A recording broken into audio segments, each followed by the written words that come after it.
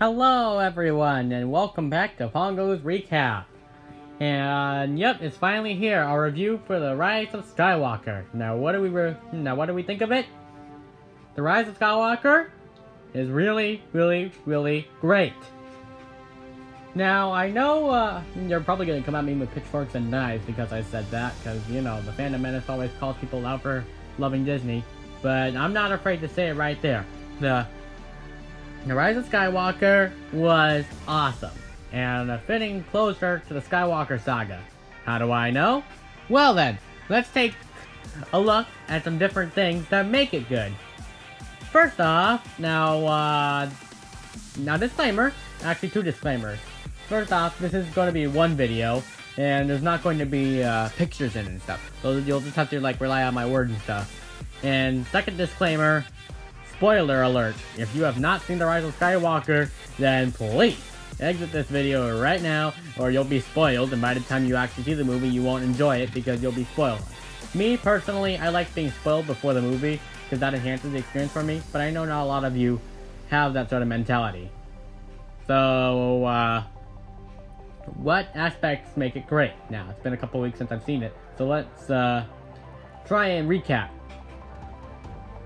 So, one thing that makes it great is, Disney was determined not to make the film flop. So, sorry. So, they, put in a lot of, things that cater to the fans, like, prequel references, such as, Palpatine's line, "The dark side of the Force is a pathway to abilities many consider to be unnatural." So, recognize that quote? It comes from Revenge of the Sith, where Palpatine tells Anakin Skywalker this exact thing. And I know some may argue that Palpatine's return was like sort of the forced fan service, but I don't think it was forced. I mean, it fits into the storyline. Right. I know some of you, I also know some of you may argue, oh, but George Lucas says Palpatine's always been dead. Well, is George Lucas in charge? No, he's not, and because of all of you that he sold his franchise. So, just be quiet. I'm not gonna say the bad word, because I don't do that. Just quiet. Because according to many sources, it's the fault of you guys that George Lucas sold his franchise. So don't you come whining to me, or don't go whining to Disney either. One of the highlights of the film is the coming of the Star Destroyers. No, I mean the Rebel fleet. You know that scene I talked about in the subscriber special, which may or may not have gone through. I mean, Disney copyrighted a lot of that Star Wars Skywalker, Rise of Skywalker subscriber special. And yeah, I'm still mad at them for it, but nonetheless, I still support them. Don't ask me why. So, yeah, you know that scene where, Poe Dameron is like, I thought we had a shot, guys, but there was too many of them. And then, in an endgame style comeback, a guy's voice in the transmission said, well, there are more of us, Poe. There are more of us. While the epic music from the Star Wars end credits occurs.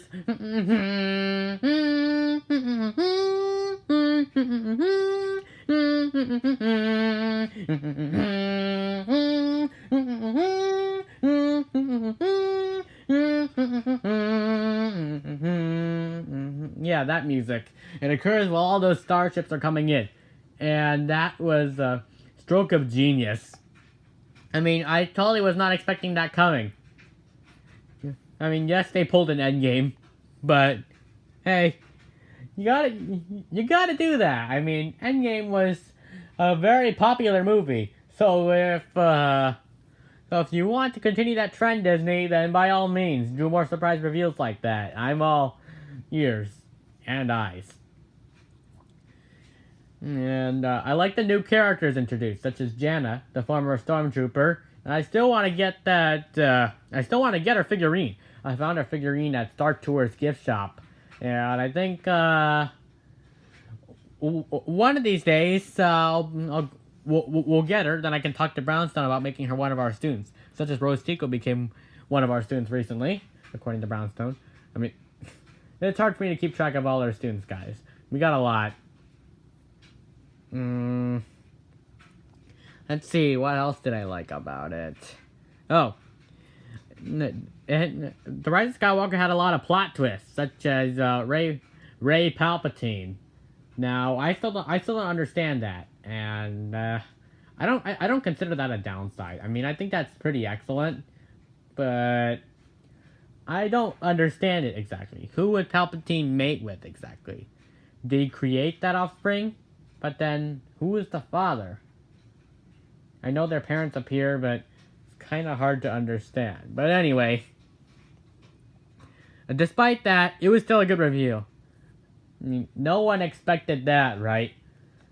And you know what's special about it?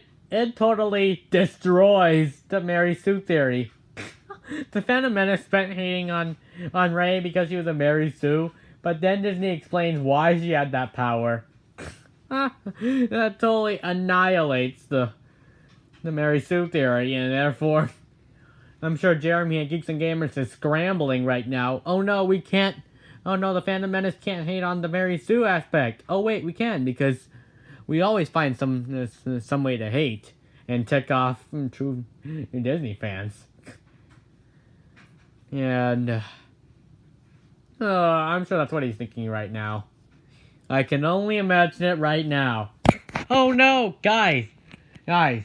What's up, Geeks and Gamers? This is Jeremy coming to you with another video, and today we're going to talk about how the Rise of Skywalker completely destroyed all our hating. Yeah, in reality, it was such a perfect. Such a perfect movie that it destroyed the Phantom Menace's ability to hate. Now, I was wrong about the Rise of Skywalker, and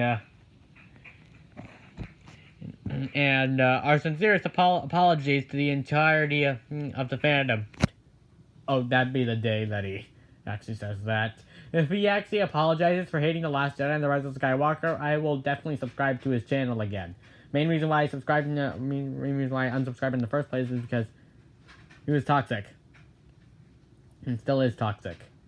Anyway, I'm getting off track here. So, according to J.J. Abrams, Finn was force sensitive, and that was the thing he was trying to tell Rey in that tar pit thing scene.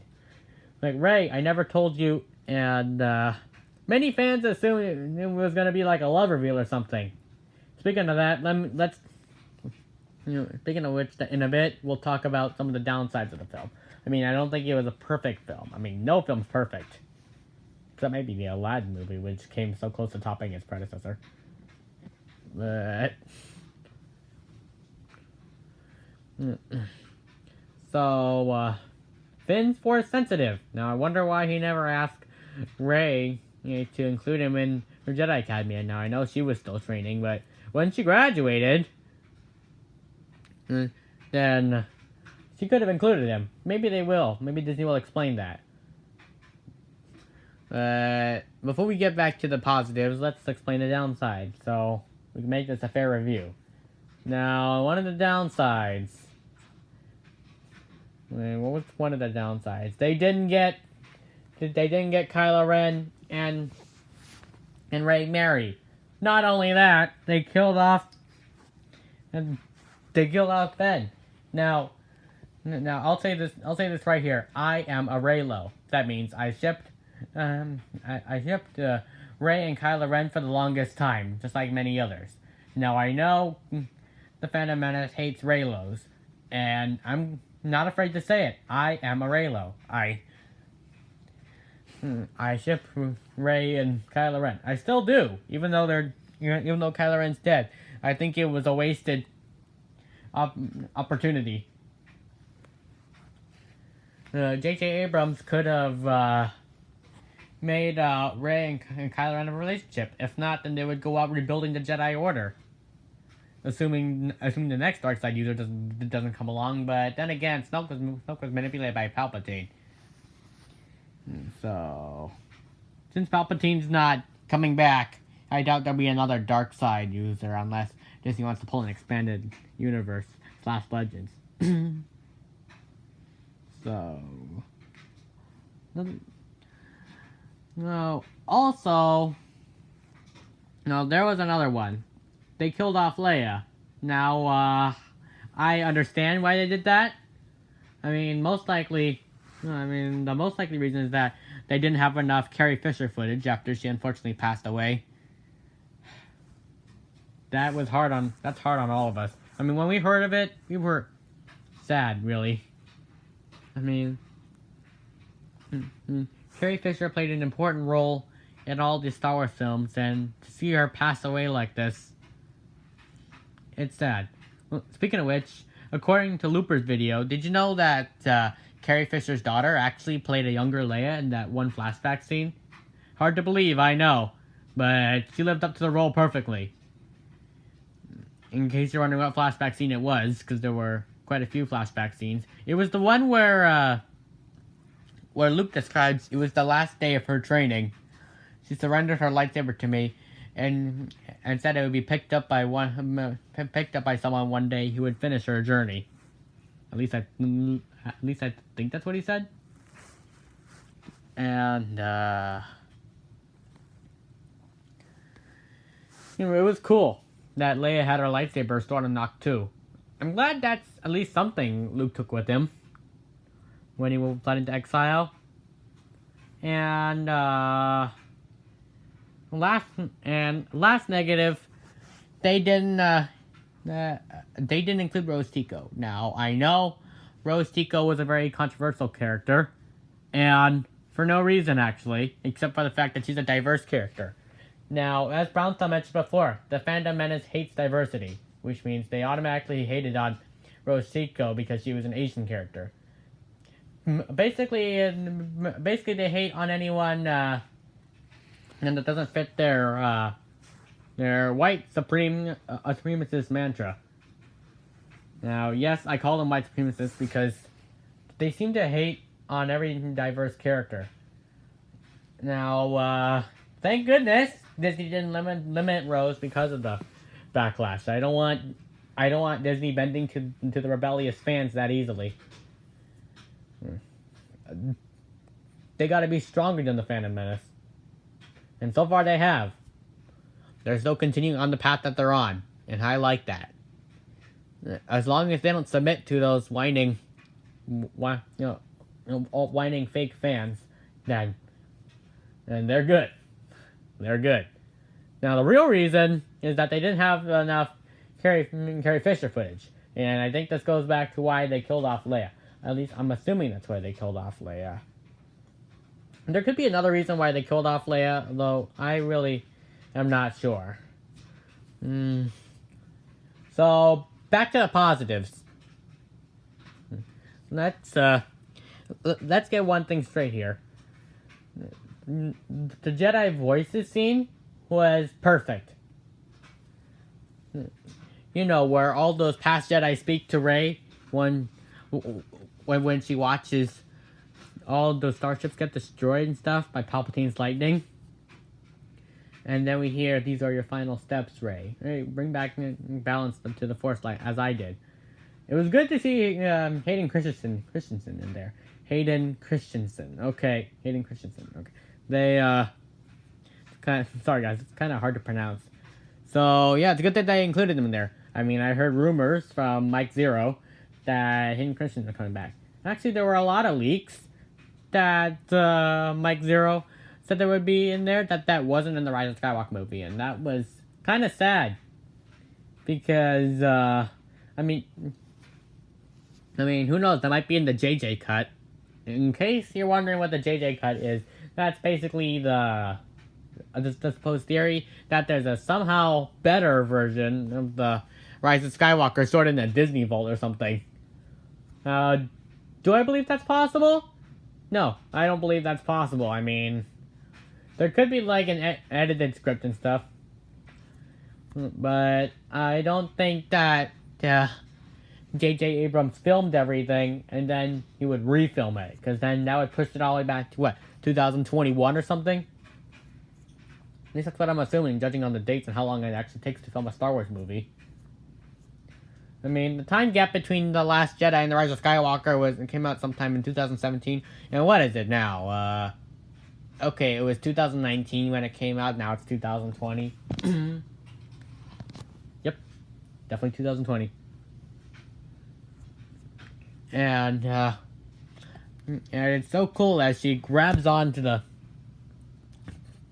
floor, slowly rising epically as the Jedi voices continue. And then that leads us to Palpatine's defeat, where Palpatine totally got owned. Yep, he got owned. He's not coming back this time.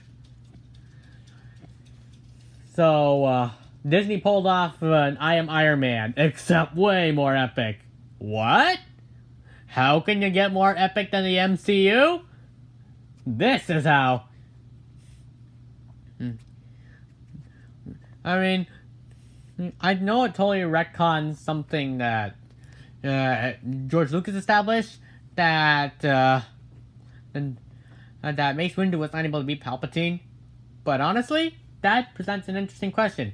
If Mace Windu had 2 lightsabers, would he be able to kill Palpatine? Now, as I said, I have not watched the prequels. I've only seen scenes of it. Clips of it. So, would Mace Windu be able to beat Palpatine in that duel if he had 2 lightsabers? Yes. Yes, I believe so. Because that's apparently what Disney's establishing. And Disney is always right. I really believe that Disney's always right. I mean, the mouse is literally on our flag.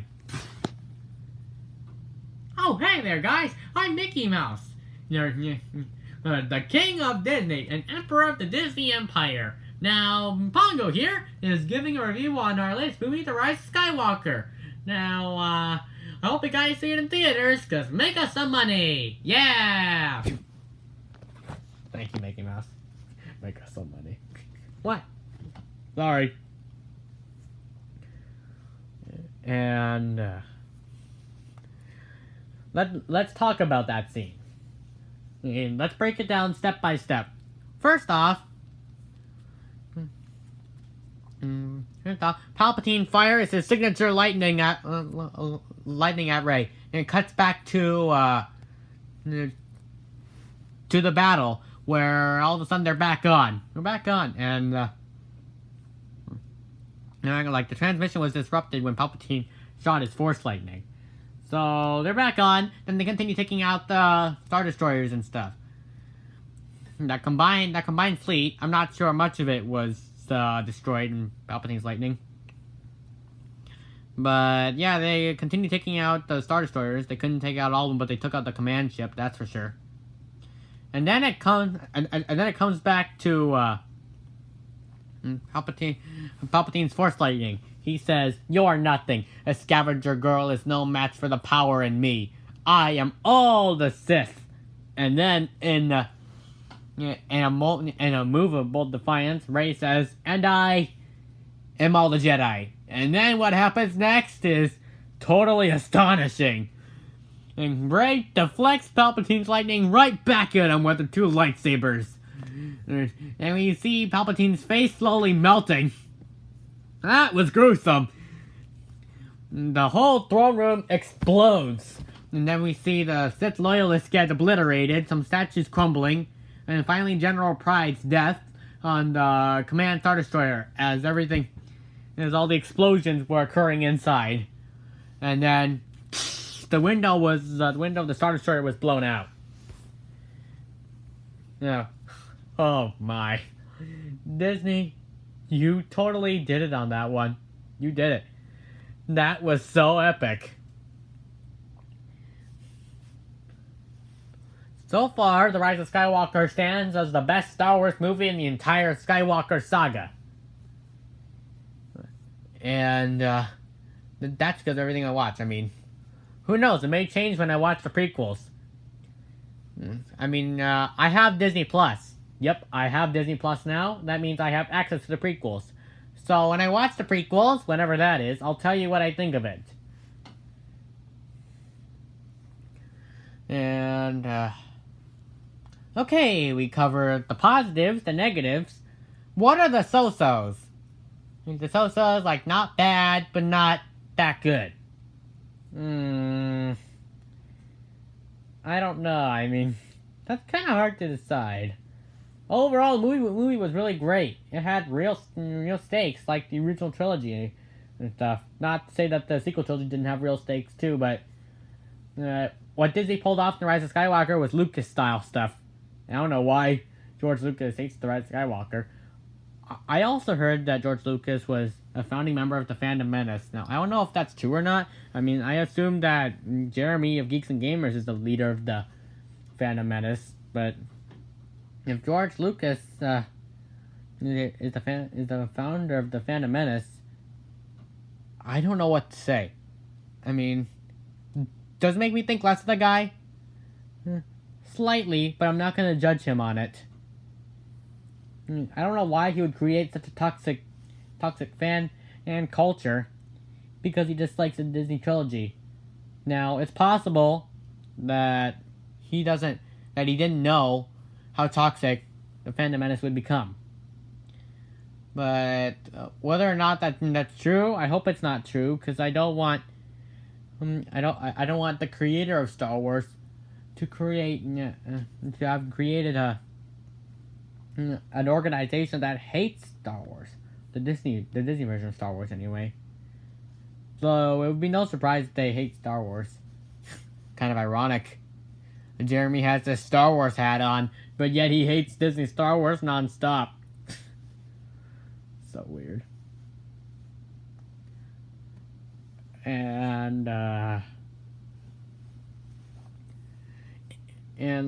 not sure if there are any so-sos. I mean, I'm open to discussion.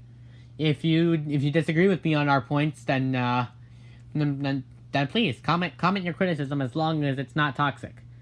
It's got to be constructive criticism.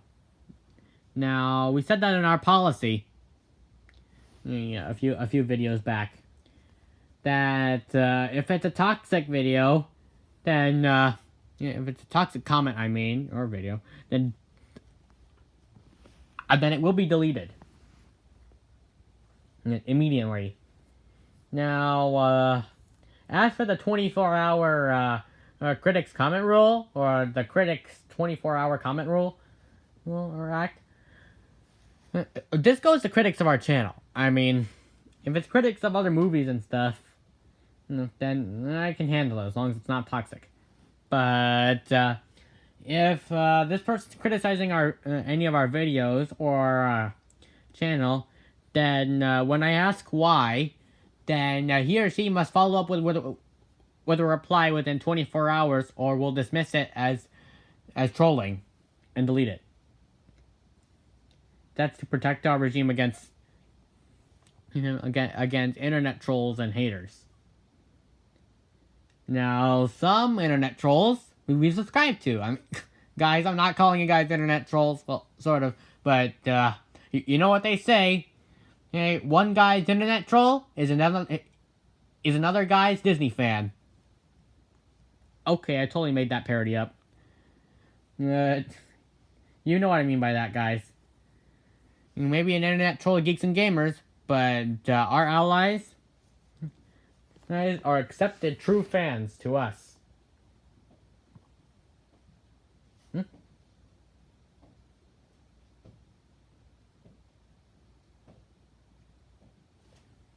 Sorry. And there were footsteps out there.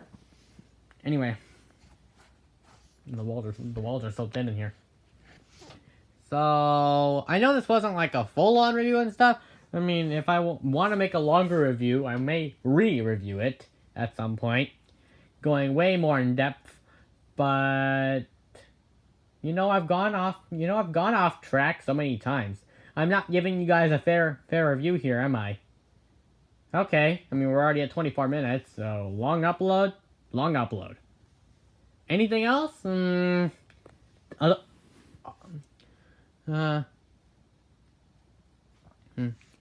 I mean, oh wait, I found a so-so. That was Ben Solo's redemption.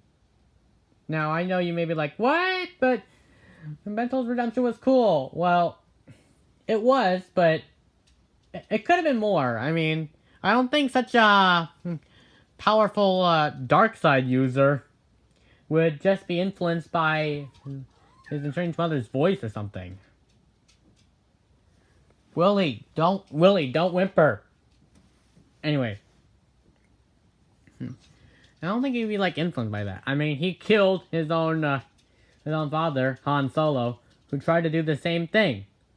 So, to me, it's cool, but it also comes off as a cheap way to redeem Ben Solo. Now, I'm glad he was redeemed, even though they killed him off. That seems to be the Star Wars trend. Disney and Lucas. Haters, you try and call that a Disney exclusive thing, I'm definitely going to disagree with you. Harshly. But yeah, it was kind of a cheap way to redeem him. I mean, I'll compare to Darth Vader's redemption, which totally had him owning the Emperor by throwing him off the Death Star shaft and stuff. Ben Solo's redemption seems to be a bit, I don't know, somehow rushed, and it shows how kind and caring Rey is, because she's willing to force heal her enemy. But the way he was redeemed, like that fast, then I don't know. I mean, definitely the Han Solo and Ben scene where Ben reclaims his old identity as Ben Solo, Kylo redeems himself, is better. I mean, honestly, if that scene occurred, and not Leia's immediate death, they could have chose some other way to kill off Leia, but just have her reach out to her son like that. It's cool, but kind of a cheap way to redeem him. Now, how would I have it play out? Well, let's see. I'm gonna need some voice talent. Voice talent over here. I'll do it. You're not Rey. I know I'm not Rey, but I'm close enough. Okay, fine. You play Rey. Okay. Okay, guys. This is how I would have it play out.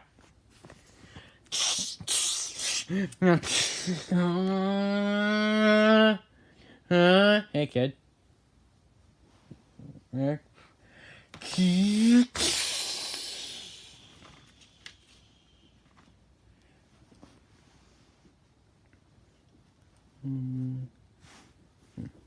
And son's still alive. No. No. Your son's dead. No. Kylo Ren is dead.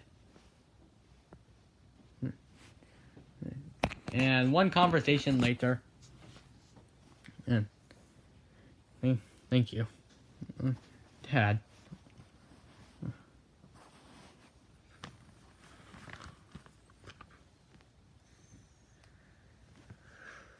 I wanted to take your hand. Ben's hand.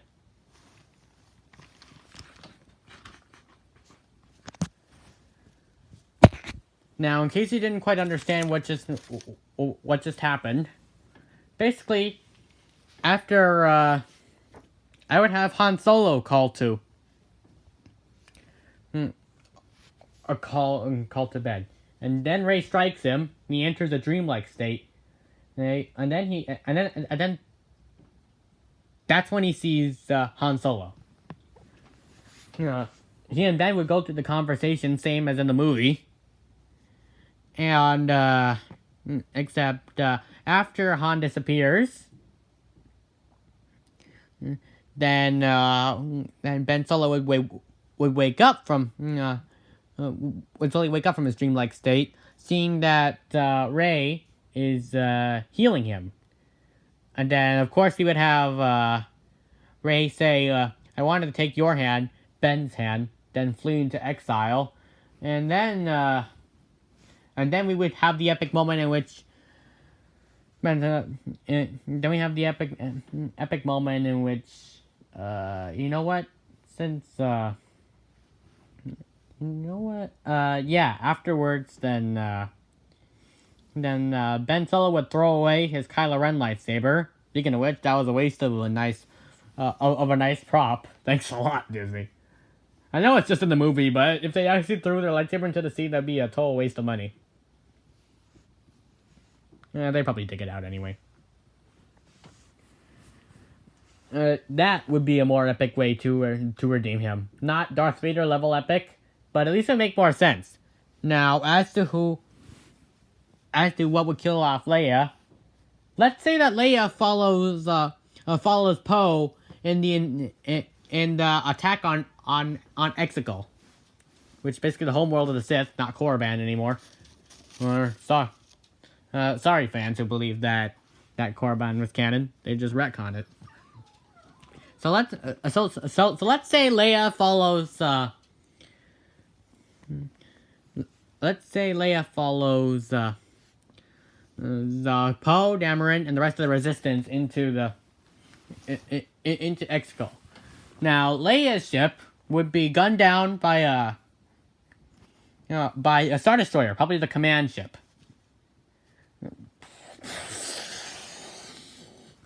Poe Dameron would lose contact with Leia. General Leia, Leia, can you hear me? Leia's ship would be downed, completely destroyed. She would lay on the ground, and then her theme would play, and in her final moments,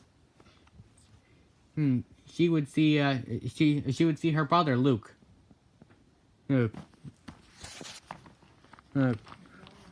is time to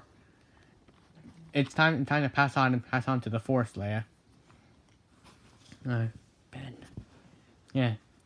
Is he okay? I believe so. At least I hope so. It's break time. Oh, okay. Get her out, okay? You want the light? Turn the light on. No? Okay. Sorry, that was just the keeper of the house. Anyway, it's time to go. But the Resistance must endure. They will. I believe in Poe Dameron. Leia's body would fade away into the Force, and then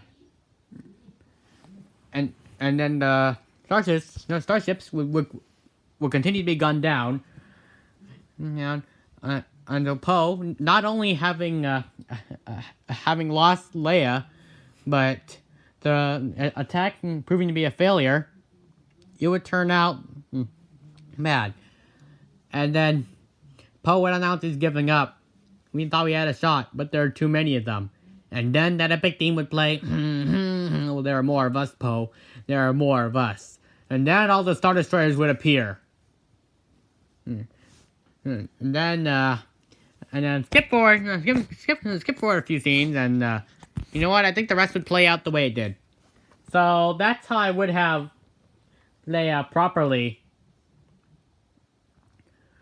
killed off. I expected that they had to get rid of Leia somehow because they couldn't have enough Carrie Fisher footage. But I'm glad they kept it through most of the movie. Okay, we're on 34 minutes, and that is the end of my review. That's my review for The Rise of Skywalker. Overall, I give it a 9.25 out of 10.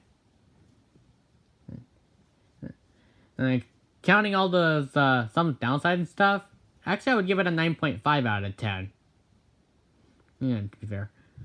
So yeah, thank you very much for watching this video, and be sure to like and subscribe to the channel to be updated on future videos. This is Pongo signing out for now. Long live Disney!